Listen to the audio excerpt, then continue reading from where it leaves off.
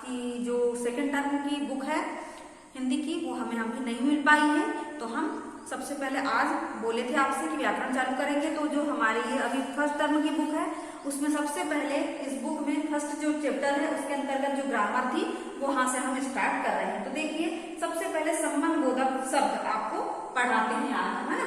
तो ये क्या होते हैं, सबसे पहले आप जानिए कि संज्ञा या स्वनाम के साथ, है ना, आकर उनका संबंध वाक्य के अन्य शब्दों के साथ क्या करते हैं, बताते हैं। ऐसे शब्दों को संबंधबोधक शब्द कहते हैं। जैसे कि के बाहर, के अंदर, में चारों ओर, की ओर, के ऊपर, ये शब्द आए, समझ जाओ ये क्या है, संबंधबोधक शब्द है ना।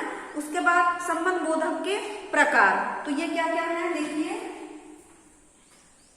ये इसकी संबंधबोधक संज्ञा या सर्वनाम के साथ ये संबंध बताते हैं। संज्ञा या सर्वनाम के साथ ये अपना संबंध वाक्य में अन्य शब्दों से बताते हैं। उसके बाद देखिए इसकी पहचान में क्या आता है, के अंदर, के बाहर, है ना। इस प्रकार से शब्द जो आते हैं वो क्या कहलाते हैं, संबंधबोधक शब्द कहलाते हैं। की ओर, ठीक है, ये सब हो गए, है ना। और आपको अभी समझ में आ जाएगा। अब इसमें सबसे पहले कालवाचक है ना। इसके प्रकार में क्या है, कालवाचक। संबंधबोधक शब्द जो है उसके प्रकार है। तो प्रकार में देखिए पहले कालवाचक, है ना। कालवाचक में आप समझ गए होंगे, काल मतलब होता है समय, है ना। तो जो समय का बोध कराते हैं, जैसे कि राम के बाद कोई नहीं आया, है ना। राम के बाद कोई नहीं आया, उस वर्षा से पहले शोभा विद्यालय पहुंच गई, है ना। तो दिए गए वाक्यों में अव्यय के बाद और से पहले समय का क्या कराते हैं, बोध कराते हैं, है ना। तो वो क्या कहलाते हैं, काल बोधक या कालवाचक संबंधबोधक शब्द कहलाते हैं, है ना। जैसे कि काल में आ गया, इसके बाद के बाद, है ना, इसकी पहचान है के बाद, है ना, के पश्चात, और इसमें बुक में बहुत सारे लिखे हैं, इसको आपको पढ़ना है, ये समझ गया। फिर सेकंड है इसमें स्थानवाचक, ठीक है, ये हो गया कालवाचक। अब सेकंड हम पढ़ेंगे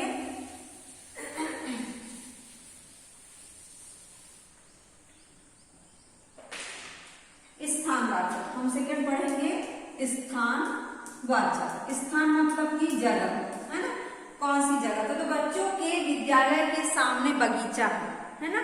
के सामने क्या हुआ, स्थानवाचक। स्थान, बगीचे के पीछे तालाब है, के पीछे, के सामने, ये सब क्या कहलाएंगे, स्थानवाचक संबंधबोधक शब्द कहलाएंगे। तो इसकी क्या परिभाषा होगी कि ऐसे शब्द जो स्थान का बोध, ऐसे अव्यय या ऐसे शब्द जो स्थान का बोध कराते हैं, स्थानवाचक संज्ञा बोधक शब्द, संबंधबोधक शब्द कहलाते हैं। जैसे के नीचे, है ना, के नीचे, ठीक है। उसके बाद के ऊपर, ये अपने को पहचान याद रखना पड़ेगा, है ना। के सामने, ये शब्द किसके अंतर्गत आएंगे, स्थानवाचक के अंतर्गत आएंगे। अब तीसरा पढ़ेंगे हम, अगला दिशावाचक, यानी कि दिशा का बोध कराते हैं। ये क्या हो गया, दिशावाचक, ठीक है। दिशावाचक में यानी कि जो दिशा का बोध कराते हैं, जैसे गाय घास चरने मैदान की ओर गई, है ना। नदी के पार मेरा गांव है, तो की ओर, के पार, ये सब क्या हो गए, दिशा। तो ऐसे शब्द जो दिशा का बोध कराते हैं दिशावाचक संबंधबोधक शब्द कहलाते हैं। की ओर, है ना, जैसे की ओर, फिर के पार, ठीक है, ये सब क्या हो गए, दिशावाचक। अब देखिए समानता सूचक, है ना। अगला क्या है, समानता। समानता बताना है, मानसी की तरह सीमा भी कराटे जानती है ना। रमन पवन के जैसा लंबा है। तो दिए गए वाक्यों में अवयव क्या हो गए, की तरह और के जैसा, है ना। यानी दो व्यक्तियों वस्तु के बीच क्या बता रहा है, समानता बता रही है कि एक समान है दोनों, है ना। तो ऐसे शब्द जो समानता का बोध कराते हैं क्या कहलाते हैं, समानता वाचक संबंधबोधक शब्द कहलाते हैं। जैसे कि के समान, है ना, इसकी पहचान है के समान, की तरह, है ना। इसमें देखिए अलग अलग बिल्कुल कोई नहीं आया इसके अंदर, की तरह, के बराबर या जैसे, ठीक है। ये जैसा भी होता है, के जैसा। ठीक, अब अगला हम पढ़ेंगे विरोध सूचक शब्द, है ना। अगला क्या पढ़ेंगे, विरोधवाचक शब्द, है ना। अगला पढ़ेंगे हम विरोधवाचक, यानी कि विरोध करना, है ना। विरोधवाचक के अंतर्गत क्या क्या आएगा, देखिए विरोधवाचक में नाव हवा के विपरीत दिशा में जा रही है, उल्टा विरोध यानी कि उल्टा। आसमान का उल्टा क्या होता है, पाताल, है ना। दिए गए वाक्यों में विपरीत और उल्टा क्या है, विरोध सूचक है। तो ऐसे शब्द जो विरोध का बोध प्रकट करते हैं वो क्या कहलाते हैं, विरोधवाचक या संबंध, विरोधवाचक संबंध बोधक शब्द कहलाते हैं। जैसे विरोध में के विपरीत, इसकी पहचान है के विपरीत, कॉमा फिर विरुद्ध, के विरुद्ध, ठीक है, के विपरीत, के विरुद्ध, ये सब हो गए। के खिलाफ, है ना, के खिलाफ, ये सब इसके अंतर्गत आएंगे। तो ये सब आपको थोड़ा सा पढ़ना भी पड़ेगा उदाहरण, और उसके जो पहचान है उसको याद भी रखना पड़ेगा। तो ये 5 हो गए आपके। अब अगला देखिए,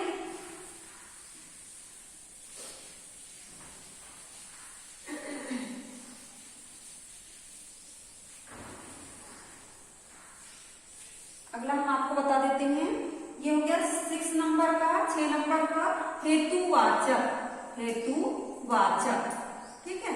हेतुवाचक विरोध संबंध बोधक शब्द। हेतुवाचक में रंजन के सिवाय कोई यह काम नहीं कर सकता, है ना। फिर ईश्वर के अतिरिक्त मेरा कौन है, प्रश्नवाचक चिन्ह लगा है। तो ऐसे शब्द जो हेतु अथवा होता है महत्व, हेतु का मतलब क्या होता है, महत्व, है ना। हेतु का मतलब महत्व। तो ऐसे शब्द जो हेतु अथवा महत्व का बोध कराते हैं हेतुवाचक संबंध बोधक शब्द कहलाते हैं। जैसे के बिना, इसकी पहचान है के बिना, कौन, फिर के अलावा, के बिना, के अलावा, कॉमा, के बगैर,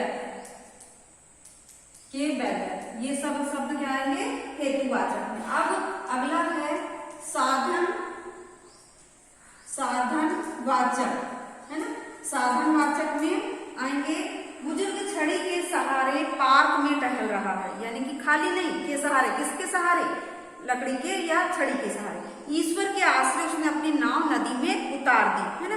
तो ऐसे शब्द जो साधन का बोध कराते हैं, है ना, यानी कि वो बुजुर्ग का साधन क्या है, बुजुर्ग के खड़े होने का साधन या टहलने का साधन छड़ी है। तो ऐसे साधन, ऐसे शब्द जो साधन का बोध कराते हैं साधनवाचक संबंध बोधक शब्द कहलाते हैं। जैसे साधनवाचक में आएगा के द्वारा, इसकी पहचान है के द्वारा, कॉमा, के सहारे, के सहारे, ठीक है।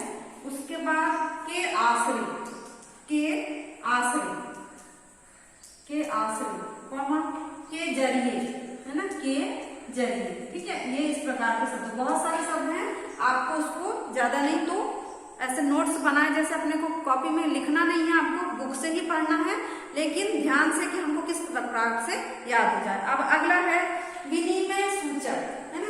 अगला क्या है, विनिमय सूचक, विनिमय सूचक। विनिमय सूचक के अंतर्गत आएंगे, देखिए कीर्ति ने चिप्स की जगह पर सलाद खाना शुरू कर दिया। फिर अगला है पहले के समय में लोग एक वस्तु के बदले दूसरी वस्तु लेते थे, यानी बदले में, विनिमय का मतलब होता है बदले में। तो यहाँ पर की जगह, के बदले, ये सब क्या है, विनिमय सूचक शब्द है। तो ऐसे शब्द जो विनिमय का बोध कराते हैं विनिमय सूचक शब्द कहलाते हैं। की जगह, इसकी पहचान होगी की जगह, ठीक है। वैसे वैसे लगते हैं, बिल्कुल ध्यान से अपने को पढ़ना। की जगह पर, के बदले, के बदले, ठीक है, बदले, विनिमय यानी बदले। के स्थान पर, के स्थान पर, ये शब्द क्या आएंगे, सब विनिमय सूचक शब्द कहलाते हैं। अब और बच्चे हैं अभी अपने 12 तक हैं, ये पूरे आपको हम बता देते हैं ताकि आप अच्छे से ध्यान से पढ़ लें। अब अपना 8 तक हो गए, और 4 बचे हैं, वो 4 भी हम समझ लेते हैं।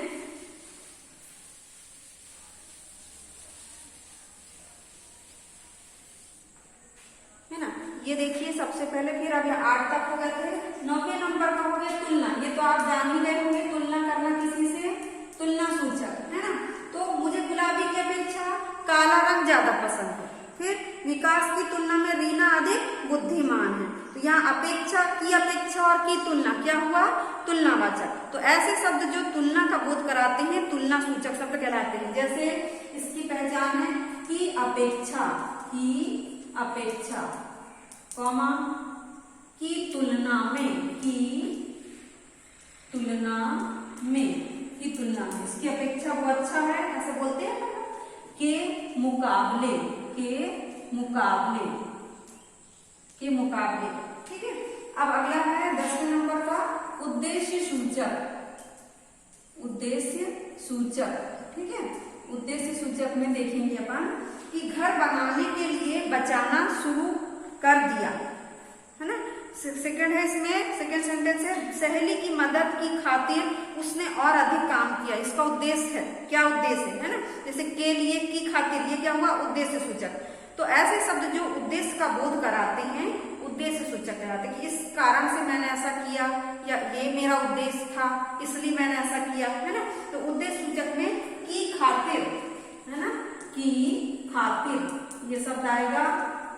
पहचान इसकी के निमित्त यानी के लिए भी होता है ना, निमित्त भी होता है और के लिए भी आ जाएगा, है ना। ये सब क्या है, तुलना से उद्देश्य सूचक शब्द है। अब उसके बाद अगला नंबर देख लीजिए कारणवाचक, है ना, कारणवाचक। ये कारणवाचक में कारण बताते हैं।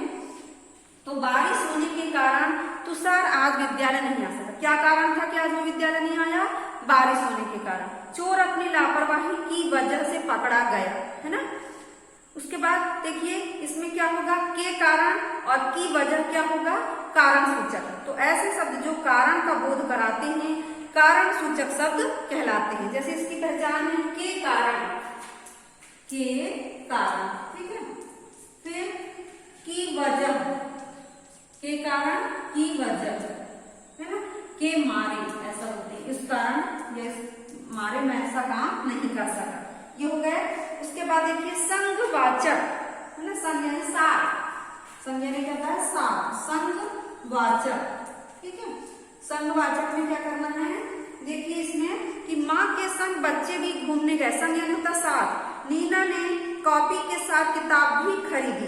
तो यहाँ पर संग, के संग और के साथ क्या हुआ, संघवाचक हुआ। तो ऐसे शब्द जो संग या साथ, संग का मतलब इसकी मीनिंग आपको जानना, जैसे मीनिंग में बोले थे बदले में, है ना, संग साथ, तो बोध कराते हैं संघवाचक संबंध बोधक शब्द कहलाते हैं। जैसे कि के साथ, इसकी पहचान है के साथ तो हमको मालूम ही हो गया, के संग ये भी हमको मालूम हो गया।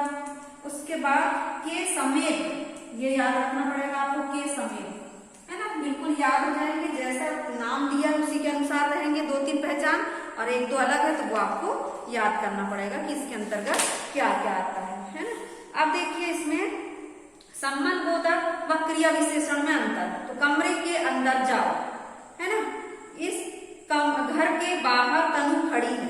रमेश ने पुस्तक मेज के ऊपर रखी। विभोर रंजन से अच्छा गाता है। तो वाक्यों में आए रंगीन व रेखांकित शब्द संज्ञा या सर्वनाम के भी संबंध बताते हैं। ये क्या कहलाते हैं, संबंध बोधक। अंदर जाओ, तनु बाहर खड़ी है, रमेश ने पुस्तकें ऊपर रखी, विभोर अच्छा गाता है। तो इन वाक्यों में आए रंगीन व रेखांकित शब्द क्रिया की विशेषता बताते हैं। क्रिया विशेषण कि गाता तो है पर कैसा गाता है, अच्छा गाता है। रखी तो है, रखना उसका क्रिया है, पर कैसा, ऊपर रखी है। खड़ी है ना, तो वो बाहर खड़ी है। जाती है या जाओ, पर कहाँ जाओ, अंदर जाओ। तो ये क्रिया विशेषण वैसे भी समझ में आ जाएंगे। क्रिया यानी कि काम करना, पर कैसे काम करना, जल्दी जल्दी की धीरे धीरे, इस प्रकार से, है ना। अब देखिए प्रश्न नंबर आओ करें 4। खाना खाने के बाद ललित सोने चले गया। ये बाद, के बाद कालवाचक। किताब के नीचे पेंसिल पड़ी है, के नीचे स्थानवाचक। स्वाति की अपेक्षा महक अधिक प्रतिभाशाली है, ये क्या है, की अपेक्षा तुलनावाचक, है ना। डर के मारे नितिन पलंग के नीचे छिप गया, ये क्या है, के नीचे स्थानवाचक। कविता के जरिए उसने श्रोताओं का दिल जीत लिया, के जरिए साधनवाचक, ठीक है। कुछ धनराशि दान के निमित्त भी रख दो, ये क्या है, के निमित्त उद्देश्य। वह बगीचे की ओर गया, तो की ओर दिशा। बच्चे को बचाने की खातिर वह नदी में कूद गया, यानी की खातिर उद्देश्य। गांव के पास नदी है, ये क्या है, के पास स्थान, है ना। लोगों ने अन्याय के खिलाफ मोर्चा निकाला, के खिलाफ विरोध सूचक, है ना, समझ गए होंगे। तो आपको क्या करना है, इसको मिटा देना घर में, और प्रैक्टिस के लिए इसको फिर से बना के देखना कि हम सही कर सकते हैं कि नहीं, है ना। पहले अच्छे से पढ़ लीजिएगा, याद कर लीजिए कि कौन से शब्द किसके अंतर्गत आते हैं। पहले नाम लिखते जाना घर में एक एक के बाद, और उसकी पहचान लिख के उसको याद करते जाना कि ये, और थोड़ा समझना भी है अपने को, है ना। जहाँ नहीं समझ में आएगा आप पूछ सकते हैं। और फिर ये प्रैक्टिस के लिए ये जो है इसको मिटा दीजिएगा रबर से, अगर भर लिए हैं तो, और फिर से बना के देखिएगा। अब अगला है आओ करें 5। बताइए कि वाक्यों में रेखांकित शब्द क्रिया विशेषण है या संबंधबोधक। तो श्यामा छत के ऊपर सो रही है, के ऊपर संबंधबोधक। वह पीछे गया, ये क्या है, गया तो ऊपर, कहाँ गया, पीछे, क्रिया विशेषण। वह चारपाई के नीचे छिप गया, तो के नीचे सम्मानवाचक। प्रिया पीछे खड़ी, खड़ी तो है पर पीछे, क्रिया विशेषण। अजीत सुजीत से तेज चल रहा है, चल रहा है, कैसा चल रहा है, तेज चल रहा है ना। से तेज, से आ गया, है ना। यहाँ पर के से, ये सब बस ये याद रखिएगा, के से काय में आते संबंध में, और यहाँ के से कुछ नहीं आया है, क्रिया विशेषण में पीछे खड़ी है, बस दे दिया है ना। वह तेज चल रहा है, क्रिया विशेषण। वह सुजीत से तेज चल रहा है, संबंधवाचक। मेरे घर के आगे पेड़ है, संबंधवाचक, है ना। दुकान के भीतर, संबंधवाचक। ये हो गया आपका। अब देखिए आपका ये जो आपकी सेकंड वाली बुक है प्रैक्टिस बुक, इसमें आपको संबंधबोधक भरना है। जैसे गांव के बाहर स्थानवाचक हो गया, उस नदी के अंदर स्थानवाचक हो गया, सूरज उगने के पश्चात कालवाचक हो गया, के बिना दिशावाचक हो गया, के जैसी समानता सूचक हो गया, के लिए उद्देश्य सूचक हो गया, के सहारे साधनवाचक हो गया, से विपरीत विरोध सूचक हो गया, है ना। इसको भी मिटा के आप लोग जैसे तुलना में क्या आएगा ये अपने से भर के देखेंगे। की अपेक्षा तुलना सूचक हो गया, को लेकर संघवाचक हो गया, के बदले विनिमय हो गया, है ना। इस प्रकार से आपको प्रैक्टिस करना। अब ये मेरी बारी 2, दिए गए शब्दों से वाक्य बनाइए और संबंधबोधक व क्रिया विशेषण शब्दों का भेद स्पष्ट कीजिए, है ना। जैसे नीचे, वह नीचे छिप गया, क्रिया विशेषण। बाहर, वह पलंग के नीचे छिप गया, संबंधबोधक हो गया। के नीचे लिख दिए तो संबंध हो गया, और छिप गया तो क्रिया विशेषण। ये हो गया आपका। अब इतना आपको आज करना है, मतलब आपको अच्छे से पहले प्रैक्टिस कर लेना है, याद कर लेना कितने प्रकार हैं, 12 प्रकार हैं संबंधवाचक के, जो संज्ञा और सर्वनाम के बीच अन्य वाक्यों से संबंध बताते हैं, वो क्या कहलाते हैं, संबंधबोधक कहलाते हैं।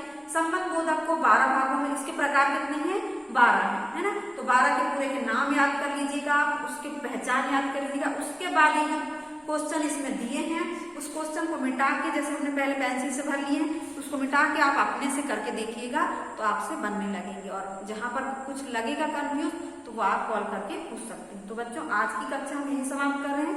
अगला जो भी चैप्टर होगा संज्ञा या कोई भी, तो वो हम आपको नेक्स्ट वीडियो में पढ़ाएंगे। धन्यवाद बच्चों।